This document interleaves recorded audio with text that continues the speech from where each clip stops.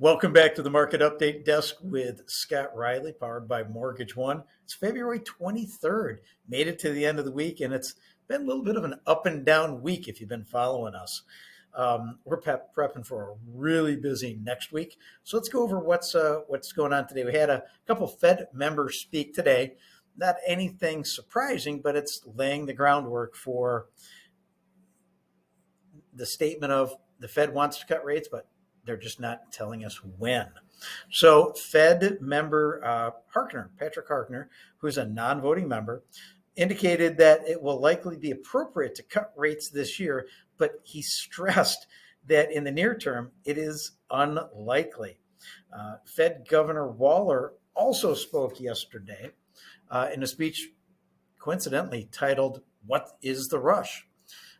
In that, he likes the fact that inflation is coming down, but doesn't know if January's inflation numbers were just a speed bump. What's going to be critical, what he's indicating, is the jobs data towards their decision making.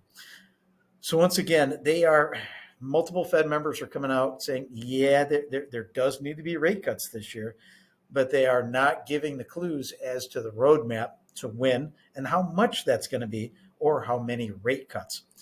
So this really gives the bond market some gray area on where it's going to be. Are we going to get a benefit in the bond market? Are we going to lose ground?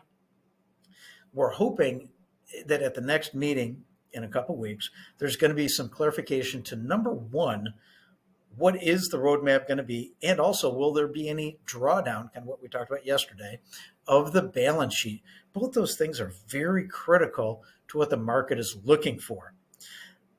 Some really interesting but concerning data regarding buy now, pay later. It's an item we've been reporting on for multiple weeks now. Yesterday it came out, believe it or not, 21% of people are using buy now, pay later for, believe it or not, groceries. And their usage for these purchases are $250 or less. Think about that. Buy now, pay later, or payment plans for your groceries. This is getting to be a very concerning data point. We keep hearing how strong, number one, that the economy is. Number two, how strong the jobs market is. If those two facts were true, were salient, why in the world is buy now, pay later expanding exponentially?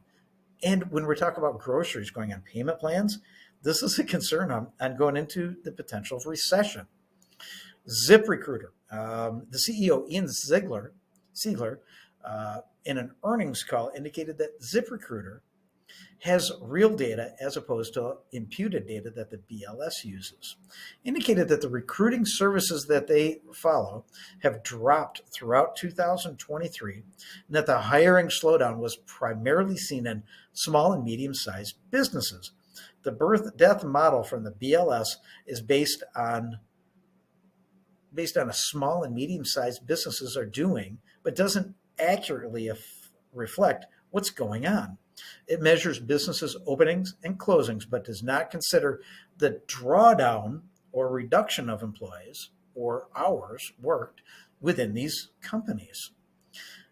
80% of jobs added in 2023. This statement, I'm going to go over twice.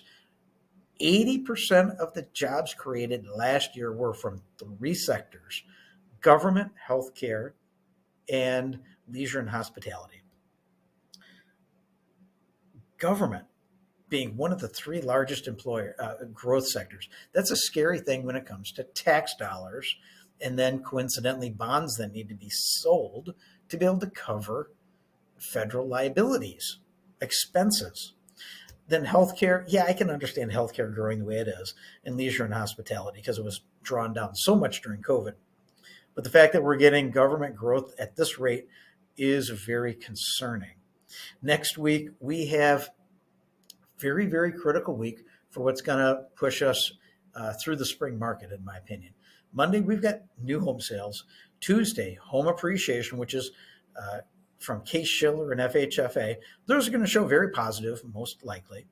Wednesday, we get GDP, or gross domestic product. I have a suspicion that we might get a revision to the previous GDP report for fourth quarter.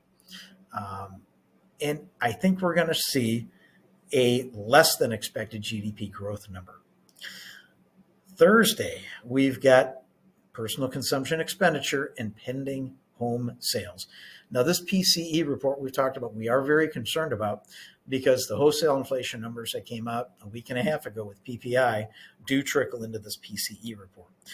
We likely will see a drop in PCE, but not what it was expected to be. So we've got some concerns on mortgage rates for next week. On a technical analysis, mortgage-backed securities are in a downtrend, and the support at the 200-day moving average has been just a battle right now, and it's waiting for a breakout either above or below that level. And with these big numbers at the end of the week with PCE, that's gonna be the foreshadowing of where that downtrend or uptrend is going to go. 10-year bonds they're holding at their 100-day moving average. But once again, the data coming out next week is going to tell the tale of where that's going to go. As we go forward, it's, in my opinion, in our opinion, from looking at all these stats, it's going to be much better for buyers to be getting homes and getting under contract now, because we are seeing the potential for some volatility in the next few weeks within mortgage-backed securities and 10-year treasuries. Hopefully that gives you a good idea of what's happening today. Follow us on YouTube, Instagram, Facebook at the Market Update Desk.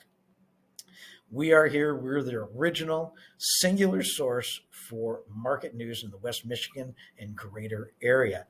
Let our experience help you out. Give us a call this weekend. We're working, manning the phones, helping our buyers. 616-293-2189. Have a great afternoon.